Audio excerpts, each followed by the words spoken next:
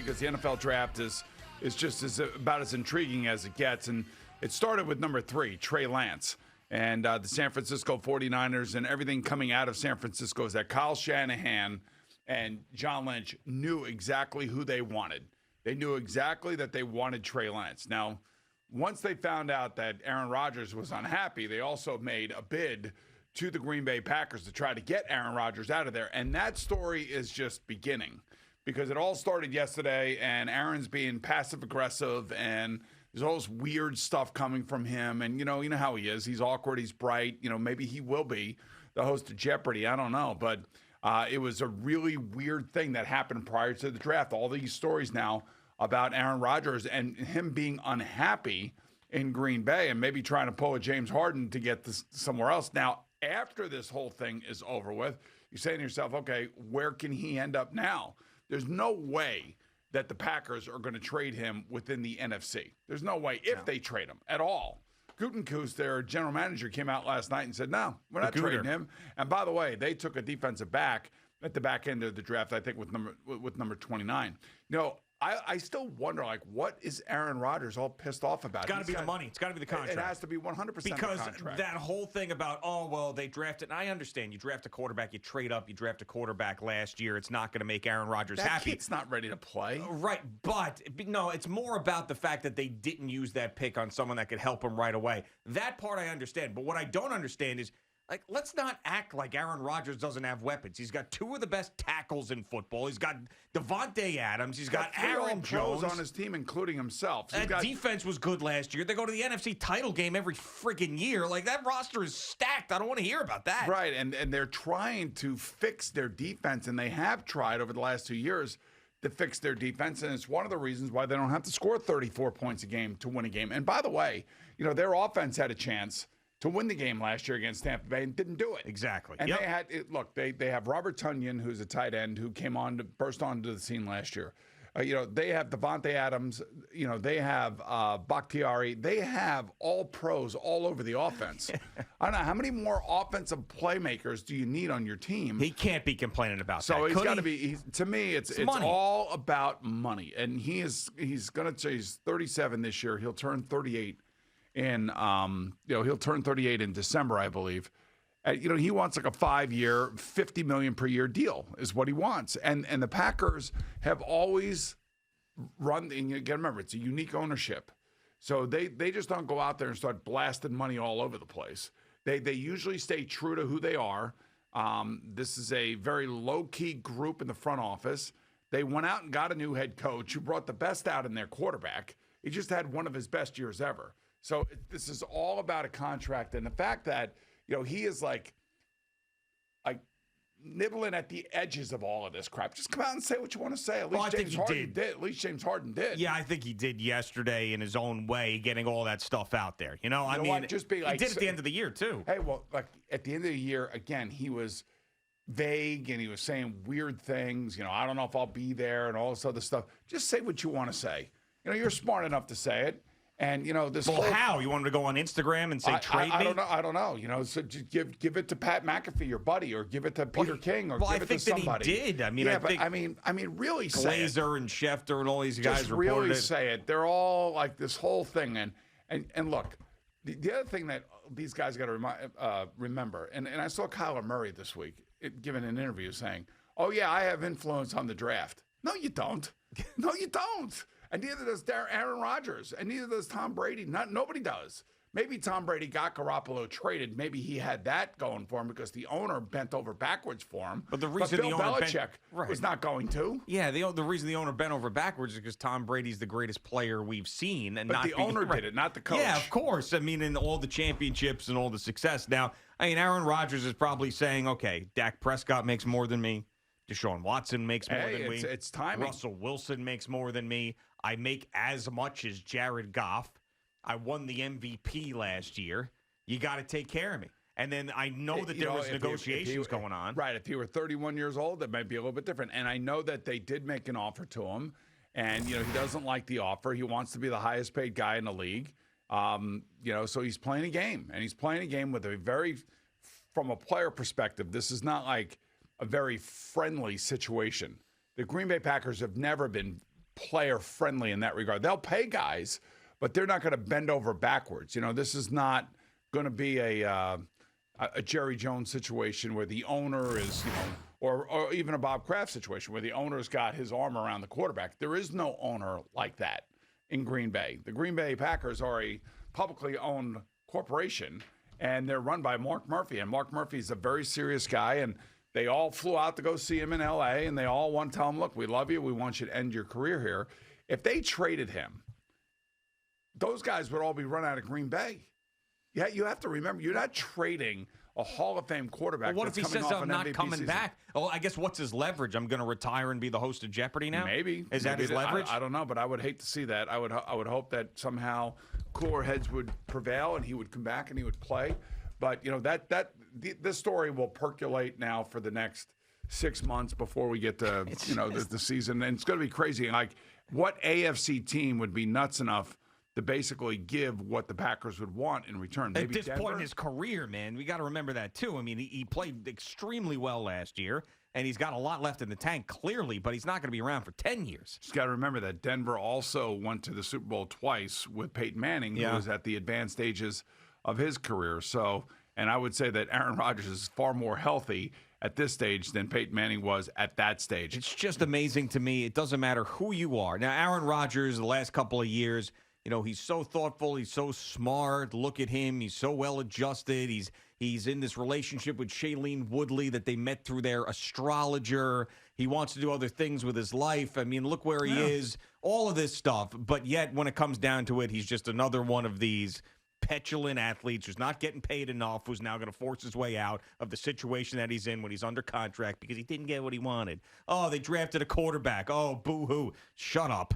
Go out there and play, win a championship. Stop not meeting expectations, for crying out. You won one Super Bowl. You're one of the best players in the league. You bitch and moan about who's on your roster. You got players all over the place, and then you get your ass kicked in the playoffs every year. You bitch and moan about your coach. On. You bitched and moan about your coach, that too. So. And he got out of there, right. And then this other guy comes in, and there's issues there. It's like, enough already. And I'm not. This is not just coming from a Vikings fan, because I've got all the respect. I do, because I've seen them kick our ass and win titles and all the other things and be the standard bearer in a division, the Green Bay Packers. I've got respect for that organization and that guy. I mean, I wish I had a player like Aaron Rodgers. I wish I had Brett Favre in his prime and he had a great year with the Vikings. I wish I had that.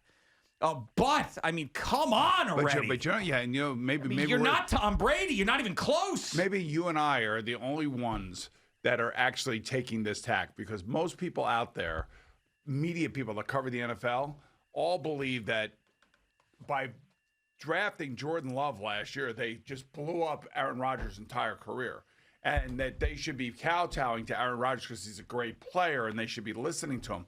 Like I said, I love Aaron Rodgers. I love him as a player. I love him as a Green Bay Packer. I love him as the host of Jeopardy, for God's sake. Sure. And I am like one of his biggest supporters as a fan. I don't know how you cannot be, especially from somebody who's played the position and knows how he plays it flawlessly and how great he is. And yeah, I do believe he should be paid. But what's going on between him and Green Bay over the last 4 years is really ridiculous. And I think a lot of this happens, when they traded Mike McCarthy, or got rid of Mike McCarthy, and they brought in Gutekunst, and they I think they wanted to put their foot right on the neck of Aaron Rodgers and says, stop acting like this. We're bringing you in a coach. You got good players here. We're going to fix the defense, and you're going to have one of the best teams around you later in your career, and we're going to pay you well. So this is just the way it is. I mean, you are. Where else is he going to go right now? I know, he wanted the trade to San Francisco to happen. Of course he did, because San Francisco's got a Super Bowl caliber team. Yeah. Just like Tom Brady had his ability to go pick his team after it was all said and done up in New England. That's what he wants now in Green Bay. There's that front office in Green Bay will not do it. They will not budge. So on the NFL Network broadcast I'm watching last night, I couldn't even get near that ESPN one with Mike Greenberg and Booger McFarland. Just nowhere. The second I saw those guys on there, I almost took a sledgehammer to my television. But anyway, so I'm watching the NFL Network broadcast. Daniel Jeremiah says, who's a guy I think is very smart, obviously very informed. Daniel Jeremiah says when the Falcons pick Pitts, he goes, penny for Aaron Rodgers thoughts right now. Meaning, look at the Atlanta Falcons going for it, adding an offensive weapon with Matt Ryan towards the end of his career, and Aaron Rodgers doesn't get that type of stuff because they took Jordan Love last year. And I almost lost my mind.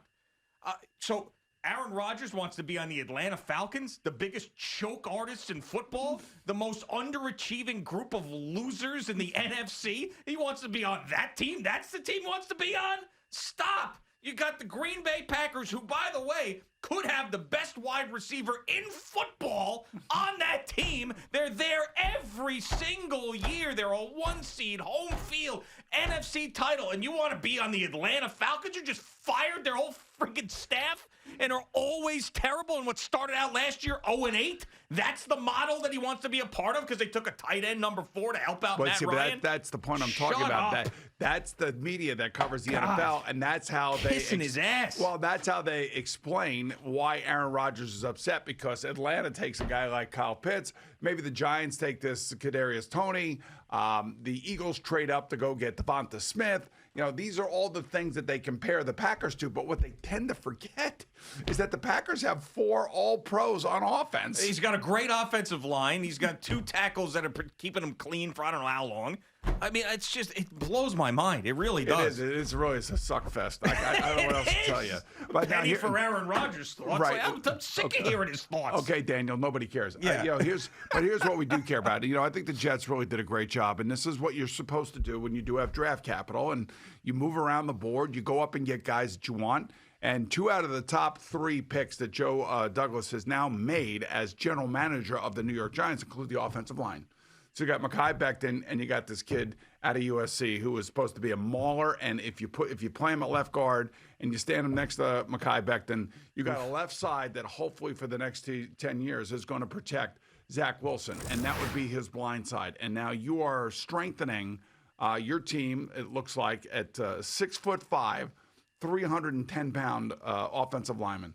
And to go with a 6'8", 360-pound offensive lineman. What do you call it? The old bus crew? Is that what that is? These guys are the first guys off the bus, man, when we land. Why? Because they're going to intimidate everybody when they get off the bus. So I kind of like what the Jets did. I give them an A+ because, Zach Wilson is going to be a good player. I really do believe that. I think a lot of people feel that he has the attitude and the personality to make this thing work here in New York. I think he's stepping into a much more stable situation. And I like what Joe Douglas, if you're a Jet fan, you're always screaming about the offensive line. And I know we sit here because Al Dukes has got to deal with all the fan base that calls in. And it's always about the offensive line, right, Al? So, look, you are taking care of your quarterback. You're doing the smart thing. And I would think now a lot of these picks that are going to come in the next day or 2 are going to be defensive picks. And they're going to try to find some guys that, are under-the-radar guys that can be a part of Rob Saleh's type of defense, the kind of defense that he's going to want to play, because it seems like, the Jets are moving forward. The other thing I did, I loved the pick for Pittsburgh, Najee Harris. Did you? I did. I love that kid. I think it's terrible. So I love that kid. But why take a running back in the first round? Because that kid's special. That's okay. Why. Well, he better be Dalvin Cook. He better be Derrick Henry. He better be Christian McCaffrey. He's going to be their starter. That's fine. He should be their starter. Right. They just added their starter. Find these guys anywhere, though. Well, some guys are a little bit better than others, and Najee Harris is a combo running back, much like Le'Veon Bell was. So I like that. Looks like Jimmy Garoppolo. It was a second-round pick, I think, Le'Veon Bell, just to prove that you can find these guys out of the first round. Well, that's okay, but you know what they look. These guys know what they're getting, and the fact that he's from Alabama and he's just a great kid too. If you listen to his interviews and everything, he's a great kid. I think he's going to be a great fit there. So. Well, if he's got to be great, but I just think that team needed to move on. I don't think they have enough to compete in the AFC for a Super Bowl. They're loading up again to try to compete with Ben Roethlisberger, who is cooked. So to me, it's just you're putting a Band-Aid on a hole in the dam with that team. Well, but that's a different story. Yeah, but you have this aging quarterback. You have to get people around him too, and you're trying to recreate the magic that they had about 5 or 6 years ago. I would say that Trey Lance going number 3 to San Francisco, a mild surprise, as we were talking about last night. But now I guess he's the guy that's going to sit behind Jimmy Garoppolo. Jimmy Garoppolo is a starter, and that's exactly what Kyle Shanahan said. And they are going to use the Kansas City model. Yeah, of course, which Jimmy Garoppolo can't be thrilled about because he knows that his time is limited there. Man, but he's got a great team. Stay healthy. Take the team to the Super Bowl. You have every opportunity to do that, and then go play somewhere else next year. Or, maybe Trey Lance sits another year. Yeah, maybe. And we've seen that before. I mean, obviously, if Aaron Rodgers comes back with the Green Bay Packers, you'll see that again with Jordan Love, a first-round quarterback who sits a couple of years. It does happen, but that does create an awkward situation. And one thing, here's a conspiracy theory I'm going to throw out there for you. So apparently the 49ers knew, this is what came out of the 49ers, that Trey Lance was going to be the guy ever since they traded up to number 3. Why did we not find out about this? Why were they so tight-lipped? Because probably the NFL went and told them, we already know that Trevor Lawrence is going 1. We already know that Zach Wilson is going 2. You can't suck the life out of this draft. You got to help us out here. Or maybe, they were still trying to make a trade for Aaron Rodgers. Who knows? I mean, I have no idea. But I guess that could have been it. But the one thing I will say about San Francisco, John Lynch and Kyle Shanahan, man, they are not afraid to make a move, and neither is Ryan Pace in Chicago. He's trying to save his job. They move up. And they go get Justin Fields, which was smart for them. They need a quarterback. They need somebody that the Bear fan can believe that, maybe this guy could be our long-term solution here. But, he's not going to be the starter when he gets there. Yeah. Andy Dalton will be the starter. He'll sit and then probably take over in the middle of the year somewhere because they'll see his arm strength and they'll see his ability to run with the ball. And they're going to go, we got to get this guy on the field somehow. Yeah, I think there were 2 GMs that were trying to erase their past disasters last night in a big way in the first round by trading up. One was the Chicago Bears with Trubisky and Deshaun Watson, that whole draft that was a mess for them. And the other was Howie Roseman. Now, Howie Roseman got roasted last year by taking Jalen Reagor, who was terrible, and then Justin Jefferson being on the board and breaking the rookie wide receiver yards record. And he knew that the Giants were in on Devontae Smith. I believe the Giants, if they did not have that happen to them where the Eagles traded up ahead of him, would have taken Devontae Smith. And Howie Roseman goes, I can't in my life now have Justin Jefferson doing what he's doing in Minnesota, and then also now Devontae Smith with the Giants doing what he's going to do. I gotta get up there and do it. And they had to trade with the Cowboys, of all teams, who now, if Devontae Smith turns out to be the star in the NFL as he was in college, you're going to have to deal with him twice a year, every year, which is a bizarre thing. The 2 NFC East teams would make a trade like that. You are 100% about both of those GMs. Here's the one thing I will say from the Giants' perspective. The Eagles made the Giants' decision easy. Yeah, got to trade down now. Right, because he's not going to be there with Devonta Smith, and because if Devonta Smith were there and they didn't take him, the Giant fans would be screaming this morning. Yeah, and maybe they still will be screaming because it was the Eagles and the Cowboys that did this to the Giants, and the Cowboys got the linebacker that they wanted in Micah Parsons. I thought maybe the Giants would look at him too, but the fact that the Giants only had 6 draft picks in this draft, I think played a major factor in that decision-making. And the Eagles made the decision for the Giants. They drop back. They get a wide receiver who's a pretty damn good wide receiver himself.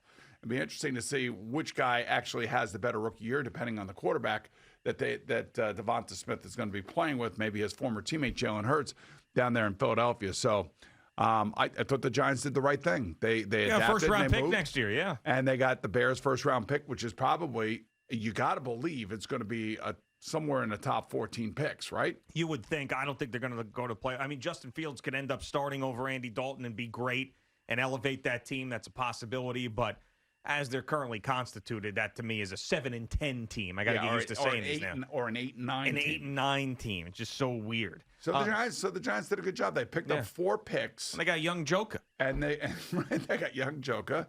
And they wanted a playmaker at wide receiver. At least that's what John Marrow was kind of alluding to all week long leading up to this draft. So now, to me, it was a good job by Dave Gettleman. Only time will tell whether these players turn out to be the players that we all think they are. But they needed more draft picks. And now they got more draft picks. And next year's draft will be a lot better scouted than this year's draft because hopefully we won't have any opt-outs. And these scouts and these coaches and these general managers can do their due diligence for the 2022 draft. Thank you for watching. Please like, comment, and subscribe. And don't forget to hit the red bell so you're notified when we have new content.